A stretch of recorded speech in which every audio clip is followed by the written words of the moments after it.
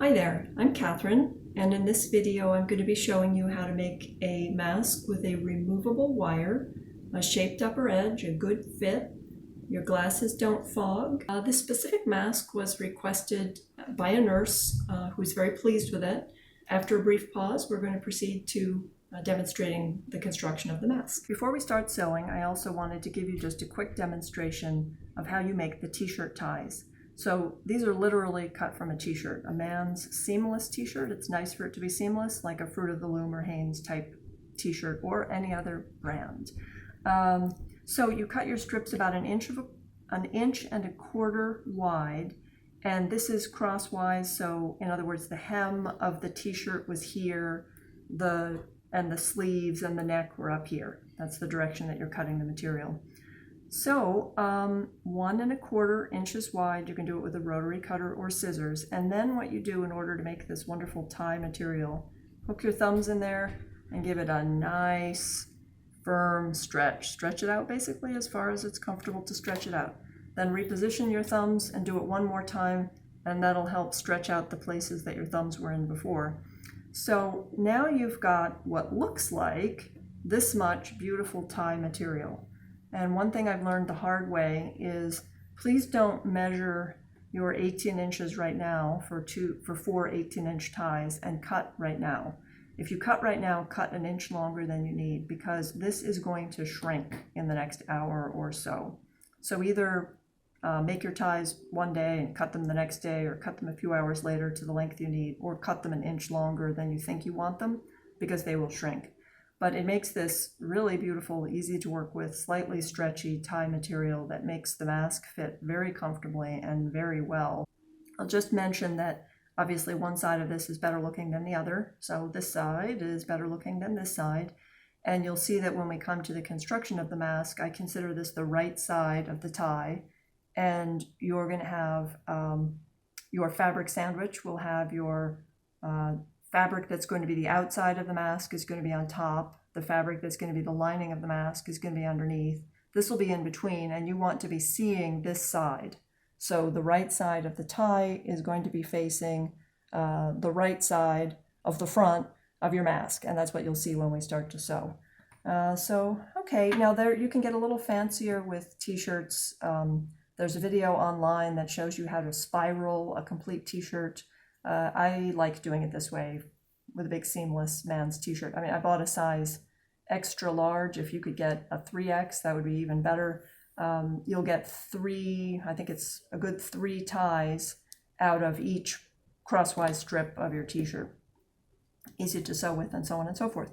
So you can also then later take the sleeves off of the t-shirt, take the neck area off of the t-shirt, and you'll get a bunch more ties out of it, because remember, the piece doesn't have to be 18 inches to begin with, because it's going to be a lot longer after you stretch it. So some places that don't initially look big enough will be big enough. So we'll now take a pause, and in a moment you'll see the assembly of the mask. By the way, one important afterthought, please pre-wash all of your materials, wash them and dry them so that everything shrinks. You don't want your mask shrinking afterwards.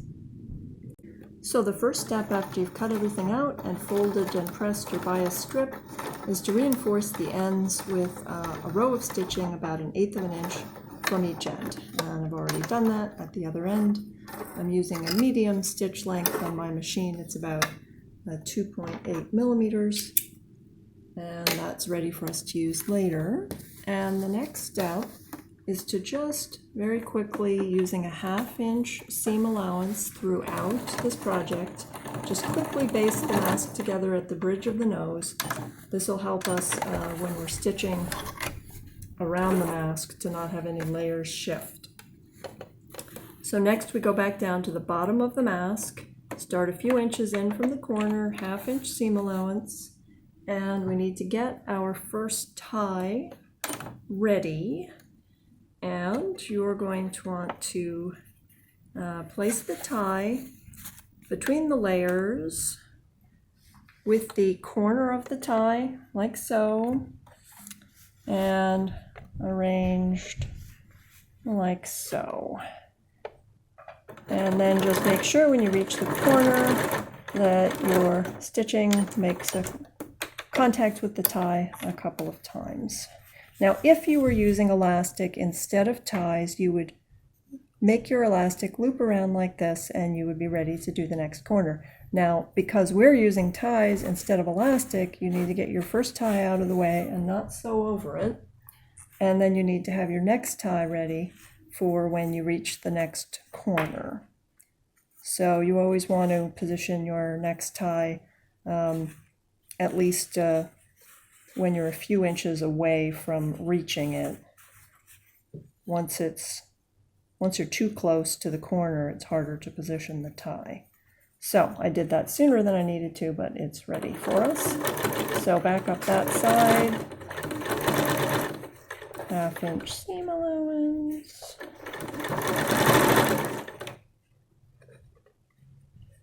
We'll make sure that this one is where we want it with our fingers. And slow down a little bit in the corners. Now make sure that you're not going to sew over that tie now that you're doing the upper edge seam. So just feel with your fingers that you've got that all out of the way. You can kind of make the ends of the ties, you can make them hang out the bottom of the mask through the opening that we're leaving at the bottom. And that way you'll make sure that you're not sewing over them when you don't mean to.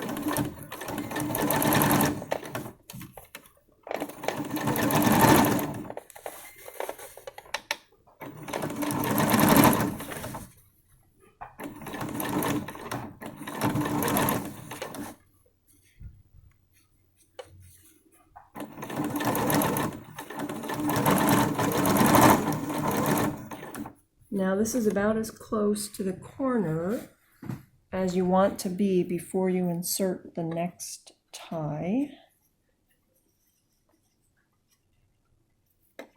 See, I could have even done that a little bit sooner and I would have had a little more room to work with. But that will work out just fine.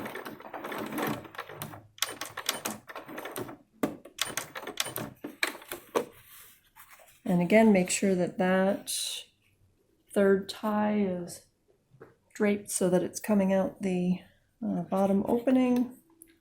And you might want to get your fourth one ready to go.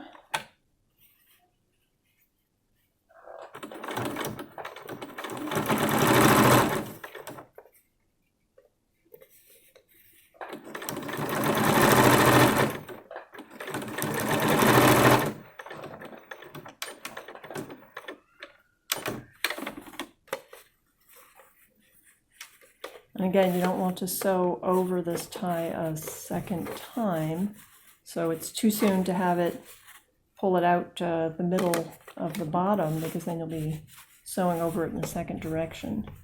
So now we only need to go a few inches here. We want to leave a nice long opening across the bottom to make it easy to turn.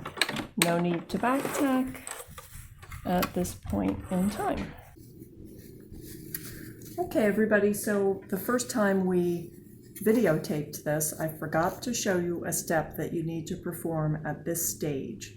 So after you've sewn all the way around once, at the nose bridge area, in the center of that area, you're going to cut a little notch, just like so, and back like so. And what this will do for you is when you turn the mask right side out, this is going to make everything lie more smoothly across the bridge of the nose. In fact, if your pattern ends up having a higher peak over the nose, which it might do if you're sewing for a man with a long face, you'll learn more about that in other resources that I'm going to prepare, you might even need to notch it a couple times. So the higher the peak, the more notches you need. For this, shallow peak for the women's mask, 1 notch. And then when you turn it inside out, you won't have a bump inside that could land on the bridge of somebody's nose. So now you will grab your 4 ties from the middle and just turn everything inside out. And the ties will help you to do that easily.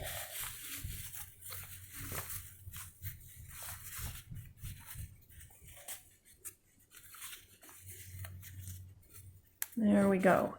And these t-shirt ties are very comfortable. Now we've got a little bit of finger pressing that we should do. So we built in a curve right here, and we don't want to get rid of that curve. So we're going to finger press like this. Well, I've made a number of these masks, and it's humbling. This is the first time I've ended up with a little bump right there. And we're going to leave it there for now. But it's important to have this curve. This helps with the fit. So you want to make sure you finger press, and then it will also help you if you finger press across the bottom, because in just a little while we're going to be making the chin tuck all in one go round around the outer edge. I'm just going to get rid of these threads so that they don't give us a thread tangle later on. And so with these all cotton fabrics, it's quite easy to finger press them, make a little crease in them, and then when you come later to making that chin tuck, everything will cooperate nicely. So now we are ready to apply the channel, and you're going to apply the channel first from the back. So there will be 2 stitching steps. We start at the back. You want to find roughly the middle of your piece of bias, and you're going to place that at roughly the middle of the mask, so that'll be the high point. We just eyeball this, like so. It's about the right distance from the 2 ends. Just center that. And you'll be lining up the upper edges of the bias flush with the upper edge of the mask. Now you're going to be stitching this on using about a 1/8 of an inch seam allowance, and again, better to have that be on the scant side than to err and have it be wider than 1/8. Okay, so our edge is flush, 1/8 seam allowance or a tad less, and here we go along this edge.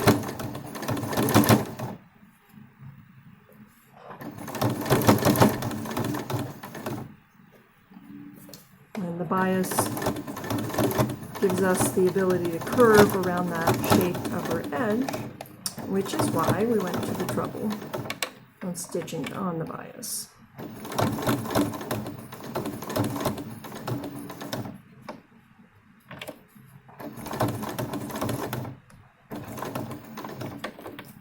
Okay, so that's our first row of stitching. And again, I'm going to get those little ends out of the way for now. Now we have one more little round of finger pressing to do before we're ready to stitch from the front. So we're going to push this up. This is actually worth the time and trouble. This will make our next step just go more smoothly. So once you've done that, now you flip it over, and now you maybe do a little finger pressing right along the top edge. But mostly, as we do our next sewing operation, we'll be able to pull this bias over the edge, and so you don't have to finger press too extensively. Now, what we're shooting for here is we're going to run a line of stitching roughly down the center of this channel. What's especially important is to leave to the left of the needle, to leave 1/8 of an inch. If your channel means that to leave 1/8 of an inch to the left of the needle, you're going to have a little less than 1/8 of an inch to the right of the needle, that is fine. What's important is to have 1/8 of an inch to the left of your needle. So, there we go.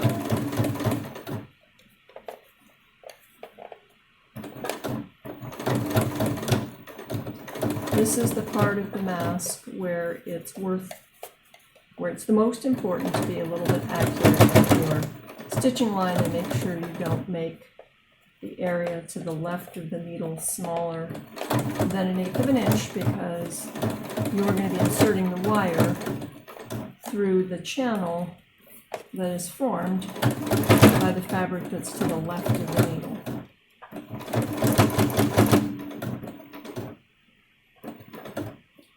Okay, there we are, and the part that I'm pressing up with my finger, my thumb, is where we're going to insert the wire in a little bit.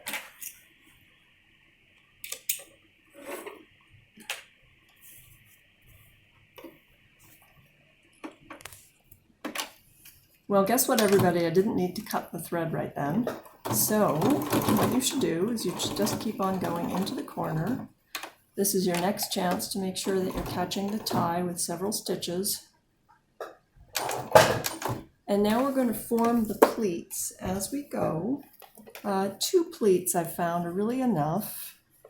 And you're shooting to narrow the mask down to around 2 3/4 or 3 inches along this edge. Now on the top and bottom of the mask, you're going to be stitching as we go around 1/8 of an inch from the edge, but on the sides, you're better off stitching 1/4 of an inch from the edge or so over the pleats, because they're going to want to angle a little bit like so. It's fine to let them angle. It may even improve the fit. And in order to catch all the layers, you want to be a little bit further from the edge than 1/8 of an inch.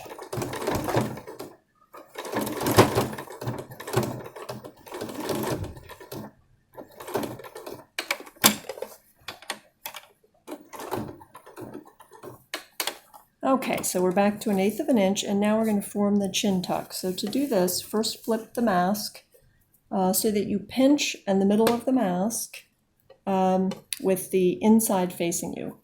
And now measure off by eye about 3/4 of an inch, and now hold that down with your fingernail and flip the mask back over. This means you've made a tuck, and the fold line is roughly centered in the lower edge of the mask. So now our stitching line is going to close the bottom opening of the mask, and it's also going to sew this pleat closed.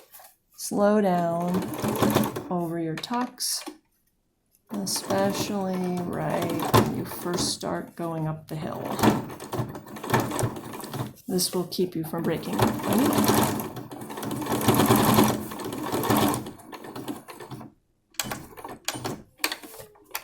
Now on this side, we still need to make sure that our tucks are folded facing down towards the bottom of the mask, and it's going to be a little less natural to sew over them in this direction, but we still need to make sure that we fold them in this way.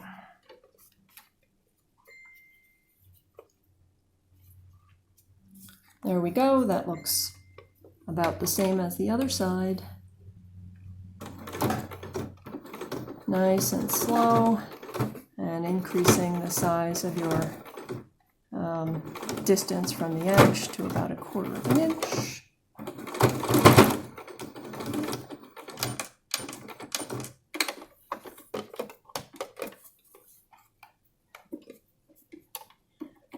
Okay, now I'm about to sew all the way around the mask one more time, but you don't actually have to watch me do that. So we're going to pause this video and come back. So we've been all the way around a second time. We're just about to reach our starting point, and this is the one place where I would recommend a back tack. And if your machine has the ability to make a little knot, you can do that. Okay, so next up we're going to trim our threads. I'll trim them a little bit better later on, but for the sake of the video, let me not take the time to do that. And now we're going to insert the wire.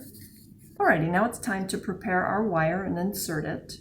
We're using a fine gauge florist's wire. This is 26 gauge. That's quite thin and easy to work with your hands with no tools.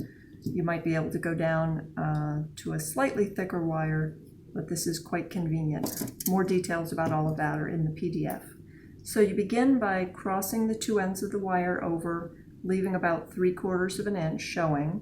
And now you're just going to twist those ends together. Now, so long as you're not right up at the 2 ends, you can carefully do this without biting into your fingertips with the ends of the wire. But once you get closer to the end, you're probably going to want to pick up a cloth and use it for those last few twists. Now, once you have your little twisted section, just bend it back so that it lines up with one edge of the wire. Now you've got something that looks like this. And just pausing so that the camera can give you a good look at that. Now you're going to bend the part of the wire that isn't twisted and leave yourself about 1 inch past the twist to the point where you're forming the point. So I hope you're getting a good look at that right now. And then squeeze that point a little bit tighter. That's tight enough right there. If you find it easier, you can grab it with your cloth and you can squeeze it some more. Now come along to the other end and you're going to squeeze the two edges of the wire together and then point your second end as well with your fingers. So now there's your completed wire. The end that you're going to want to insert is this end. That way you won't snag the channel with those two pointed ends. So always insert. You had to make sure as we did it that you bent this back in this direction. Your points are facing backwards. You're going to insert the point so you're not pushing those pointed ends into the channel. Okay, so in we go. It really doesn't matter whether you do this from the left end or the right end as long as you know which end you did it from. Because when it comes time to take the wire out, I'll just demonstrate this right now. We're going to fold these ends back in a moment, but suppose you were in the middle of replacing the wire. You don't want to push the wire in this direction and then try to pull it out in this direction, because then you will have the danger of snagging the channel with those little pointed ends. If you push it in from left to right, then you need to get it out from left to right. If you push it in from right to left, then you need to get it out from right to left. So supposing you were replacing the wire, out it comes, it doesn't get stuck on anything. Okay, but we want to put it in today. So again, you're going to put in the end that has the twisty near it with all those little pointy ends facing backwards, and through it goes, and then just bend back both ends like so. Now it's a little bit of bending and twisting, but you can see it didn't take that long. I previously did a simpler method, but my simpler method didn't give me two finished ends like this method. So now you've got two loops where if you wash this mask in the washing machine, there's nothing to catch on anything else. If you don't remember when it comes time to replace your wire which direction you did it from, you can feel the twisted area with your hand and just make sure you pull out from the end that has the twist when it's time to replace the wire. So that's the insertion of the wire, and we will take a pause now for me to get the mask on. So here's the completed mask. You can see the close contoured fit.